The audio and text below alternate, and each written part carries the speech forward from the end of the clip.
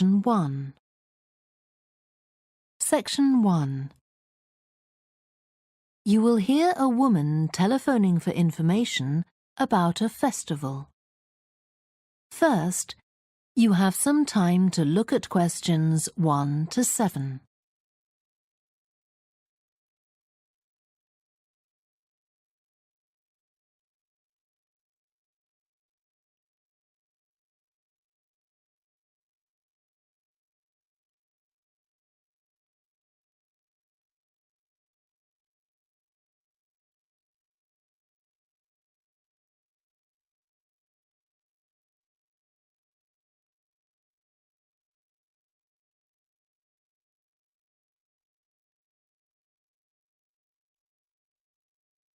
You will see that there is an example that has been done for you. On this occasion only, the conversation relating to this will be played first. Good morning, Stretton Festival box office. How can I help you? Oh, hello. My family and I are on holiday in the area, and we've seen some posters about the festival this week. Could you tell me about some of the events, please? Of course. First of all, are there still tickets available for the jazz band on Saturday? There are, but only £15. The £12 seats have all been sold. The man says that tickets are available for £15, so 15 has been written in the space. Now we shall begin. You should answer the questions as you listen because you will not hear the recording a second time. Listen carefully and answer questions 1 to 7. Good morning, Stretton Festival box office. How can I help you? Oh, hello. My family and I are on holiday in the area, and we've seen some posters about the festival this week. Could you tell me about some of the events, please? Of course. First of all, are there still tickets available for the jazz band on Saturday? There are, but only £15. The £12 seats have all been sold. OK, and the venue is the school, isn't it? Yes, that's right. The secondary school. Make sure you don't go to the primary school by mistake. And there's an additional performer who isn't mentioned on the posters. Carolyn Hart is going to play with the band. Oh, I think I've heard her on the radio. Doesn't she play the oboe or flute or something? Yes, the flute. She usually plays with symphony orchestras, and apparently this is her first time with a jazz band. Well, I'd certainly like to hear her. Then the next thing I want to ask about is the duck races. I saw a poster beside a river. What are they exactly? Well, you buy a yellow plastic duck, or as many as you like. They're £1 each. And you write your name on each one. There'll be several races, depending on the number of ducks taking part. And John Stevens, a champion swimmer who lives locally, is going to start the races. All the ducks will be launched into the river at the back of the cinema. Then they'll float along the river for 500 metres, as far as the railway bridge. And are there any prizes? Yes. The first duck in each race to arrive at the finishing line wins its owner free tickets for the concert on the last night of the festival. You said you can buy a duck. I'm sure my children will both want one. They're on sale at a stall in the market. You can't miss it. It's got an enormous sign showing a couple of ducks. OK, I'll go there this afternoon. I remember walking past there yesterday. Now, could you tell me something about the flower show, please?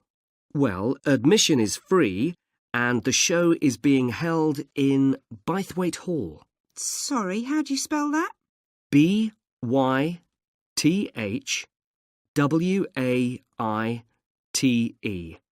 Bythwaite. Is it easy to find? I'm not very familiar with the town yet. Oh, you won't have any problem. It's right in the centre of Stretton. It's the only old building in the town, so it's easy to recognise. I know it. I presume it's open all day. Yes, but if you'd like to see the prizes being awarded for the best flowers, You'll need to be there at 5 o'clock. The prizes are being given by a famous actor, Kevin Shapless. He lives nearby and gets involved in a lot of community events. Gosh, I've seen him on TV. I'll definitely go to the prize giving. Right. Before you hear the rest of the conversation, you have some time to look at questions 8 to 10.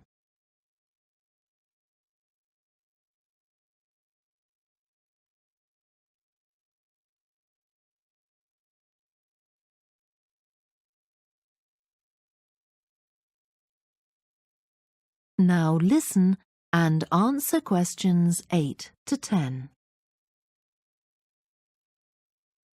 I've seen a list of plays that are being performed this week, and I'd like to know which are suitable for my children and which ones my husband and I might go to. How old are your children? 5 and 7. What about The Mystery of Muldoon? That's aimed at 5 to 10-year-olds. So if I take my children, I can expect them to enjoy it more than I do? I think so. If you'd like something for yourself and your husband and leave your children with a babysitter, you might like to see Fire and Flood. It's about events that really happened in Stretton 200 years ago, and children might find it rather frightening. Oh, thanks for the warning. And finally, what about Silly Sailor? That's a comedy, and it's for young and old. In fact, it won an award in the Stretton Drama Festival a couple of months ago. OK. Well, goodbye and thanks for all the information. I'm looking forward to the festival. Goodbye. That is the end of section 1. You now have half a minute to check your answers.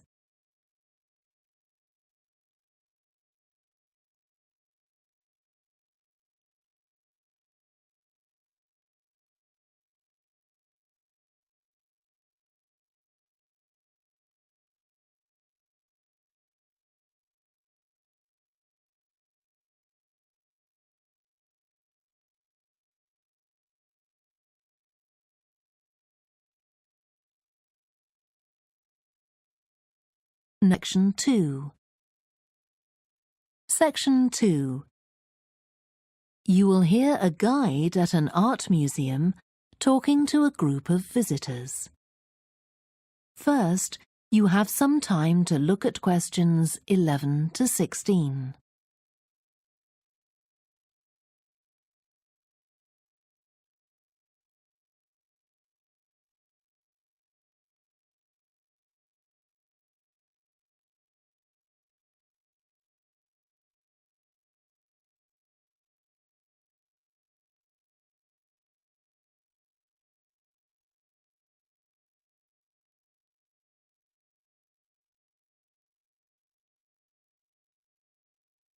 Now listen carefully and answer questions 11 to 16.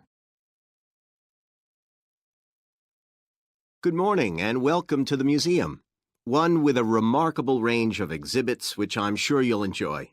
My name's Greg and I'll tell you about the various collections as we go around. But before we go, let me just give you a taste of what we have here. Well, for one thing, we have a fine collection of 20th and 21st century paintings, many by very well-known artists. I'm sure you'll recognize several of the paintings. This is the gallery that attracts the largest number of visitors, so it's best to go in early in the day before the crowds arrive. Then there are the 19th century paintings. The museum was opened in the middle of that century, and several of the artists each donated one work to get the museum started, as it were. So they're of special interest to us. We feel closer to them than to other works. The Sculpture Gallery has a number of fine exhibits, but I'm afraid it's currently closed for refurbishment. You'll need to come back next year to see it properly, but a number of the sculptures have been moved to other parts of the museum. Around the World is a temporary exhibition. You've probably seen something about it on TV or in the newspapers. It's created a great deal of interest because it presents objects from every continent and many countries and provides information about their social context, why they were made, who for, and so on. Then there's the collection of coins. This is what you might call a focused specialist collection because all the coins come from this country and were produced between 2000 and 1,000 years ago, and many of them were discovered by ordinary people digging their gardens and donated to the museum. All our porcelain and glass was left to the museum by its founder when he died in 1878, and in the terms of his will, we're not allowed to add anything to that collection. He believed it was perfect in itself, and we don't see any reason to disagree. Before you hear the rest of the talk, you have some time to look at questions 17 to 20.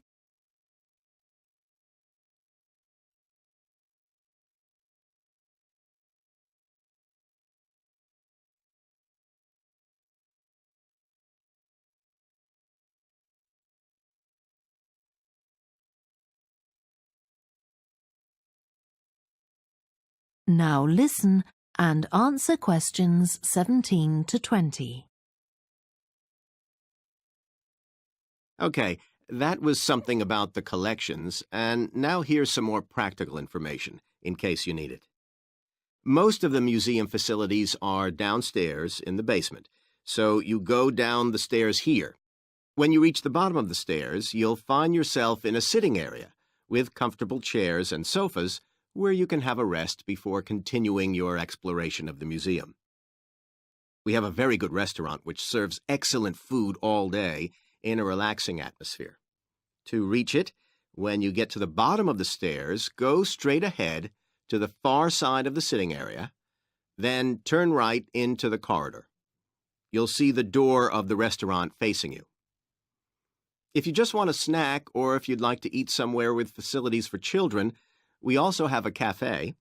When you reach the bottom of the stairs, you'll need to go straight ahead, turn right into the corridor, and the cafe is immediately on the right. And talking about children, there are baby-changing facilities downstairs.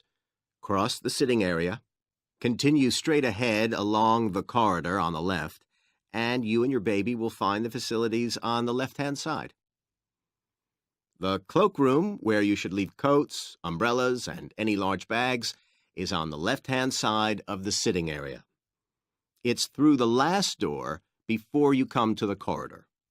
There are toilets on every floor, but in the basement, they're the first rooms on the left when you get down there. Okay, now if you've got anything to leave in the cloakroom, please do that now, and then we'll start our tour. That is the end of section 2. You now have half a minute to check your answers.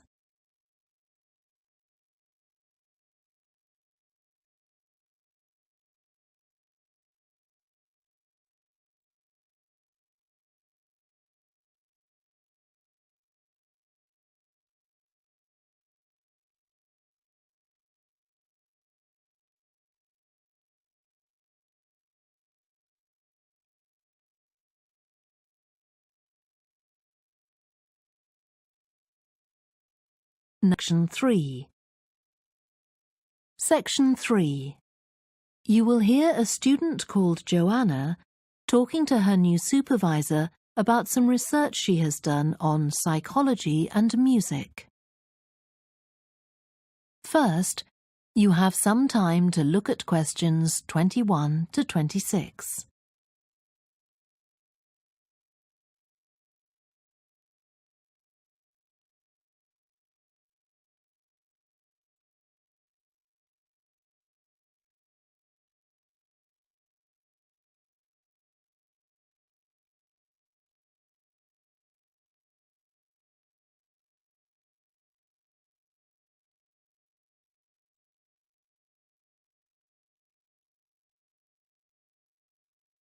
Now listen carefully and answer questions 21 to 26.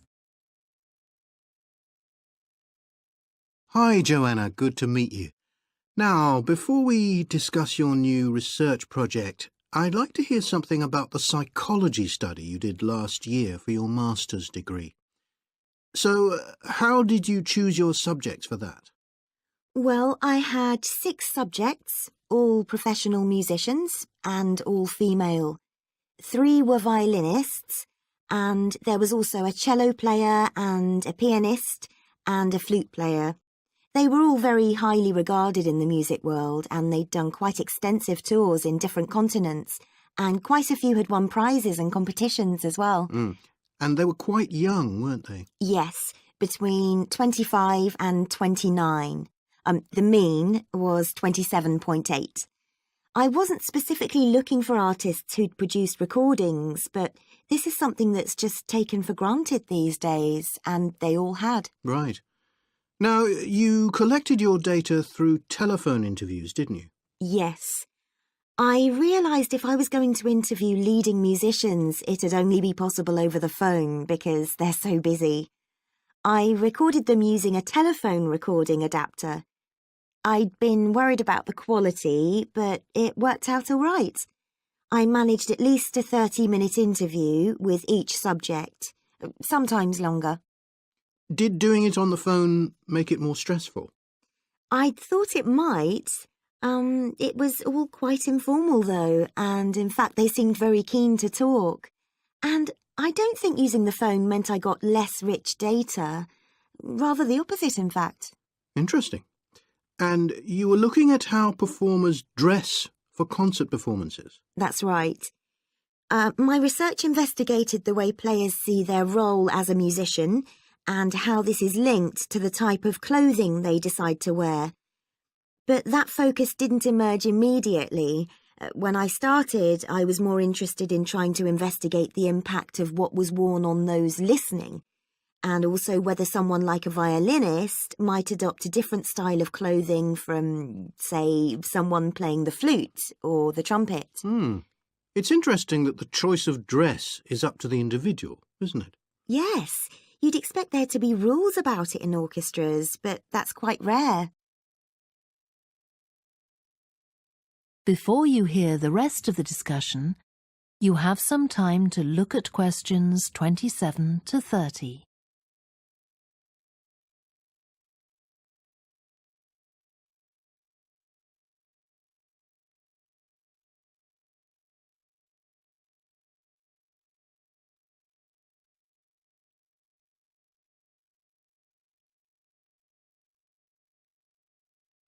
Now listen and answer questions 27 to 30.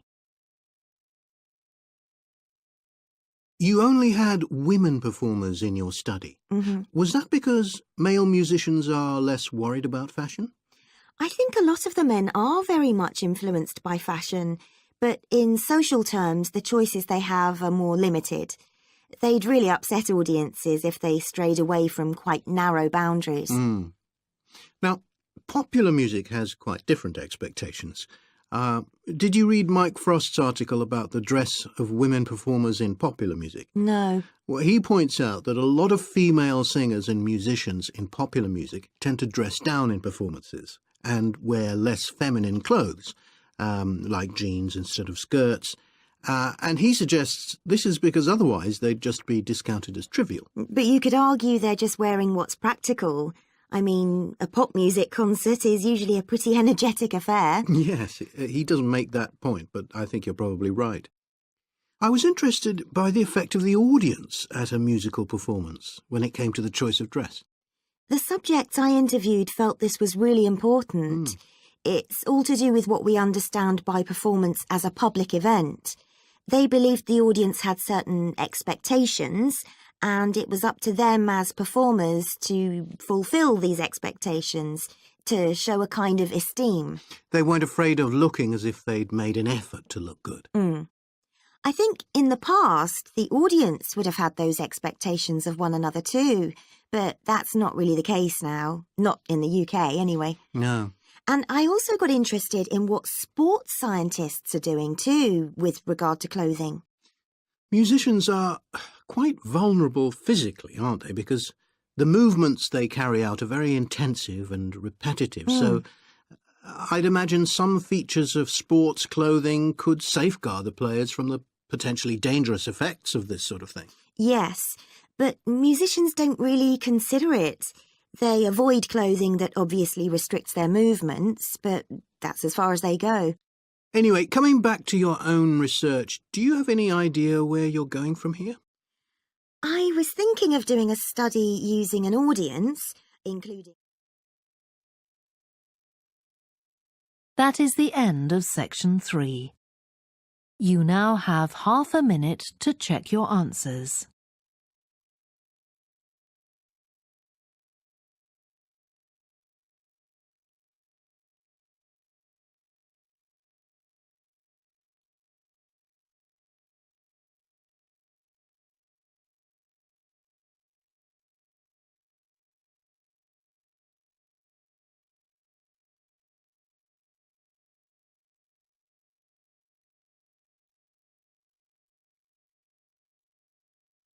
Now, Section 4. You will hear part of a lecture about a way of reducing the amount of carbon dioxide in the atmosphere. First, you have some time to look at questions 31 to 40.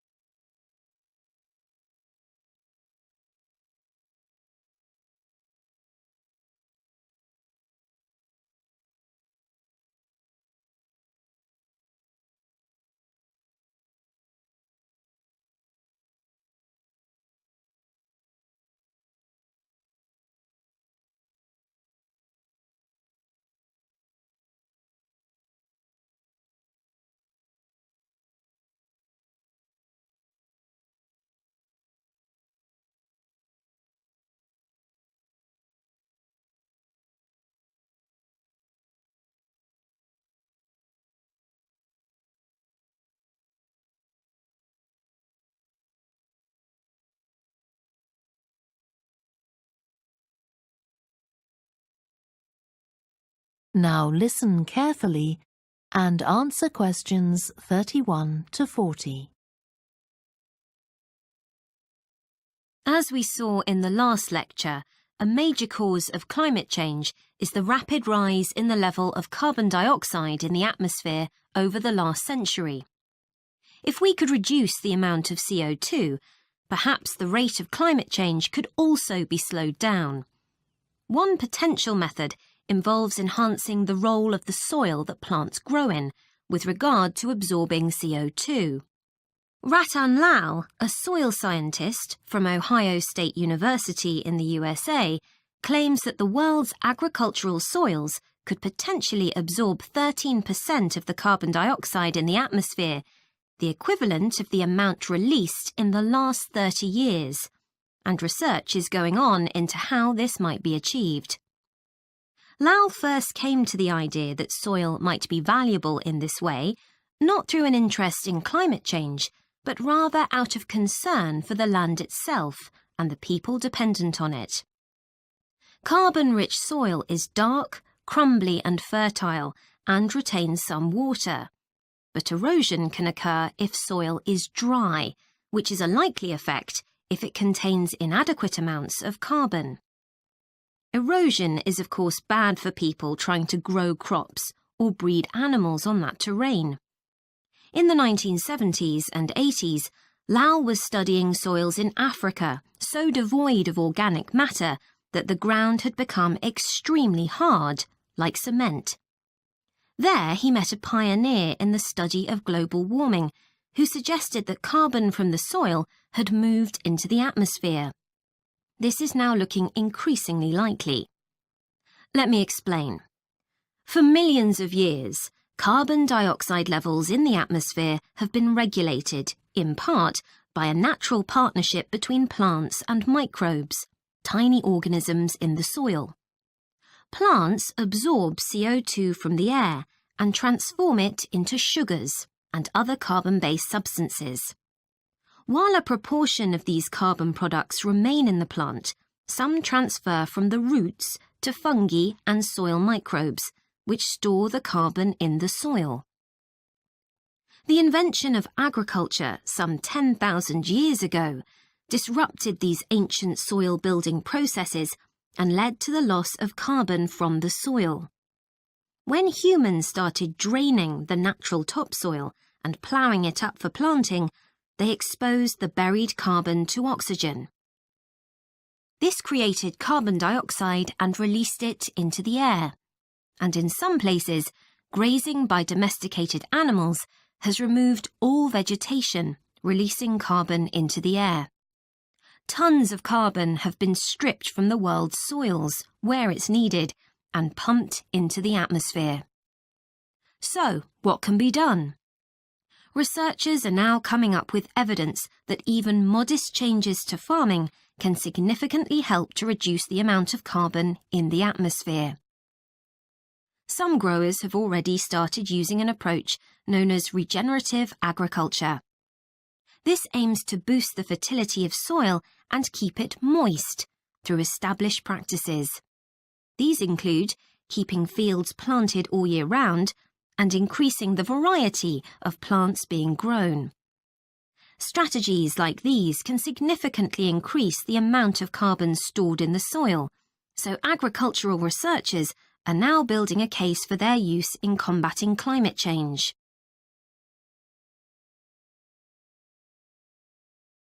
One American investigation into the potential for storing CO2 on agricultural lands is taking place in California. Soil scientist Wendy Silver of the University of California, Berkeley, is conducting a first-of-its-kind study on a large cattle farm in the state.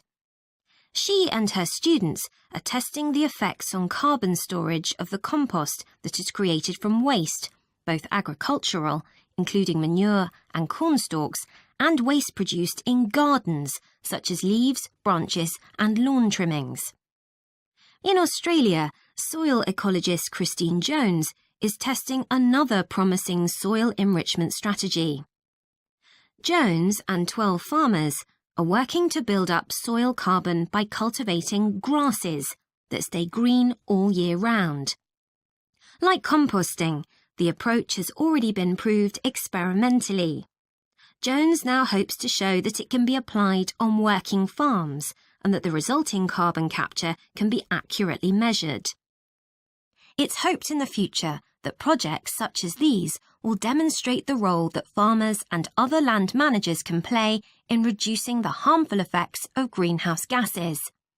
For example, in countries like the United States, where most farming operations use large applications of fertilizer, changing such long-standing habits will require a change of system. Ratan Lal argues that farmers should receive payment, not just for the corn or beef they produce, but also for the carbon they can store in their soil. Another study being carried out. That is the end of section 4. You now have half a minute to check your answers.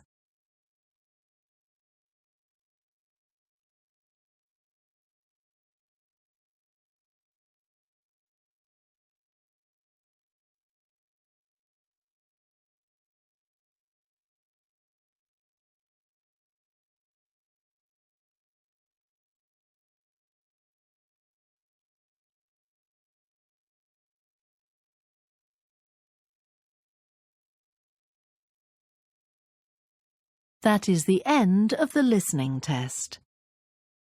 You now have 10 minutes to transfer your answers to the answer sheet.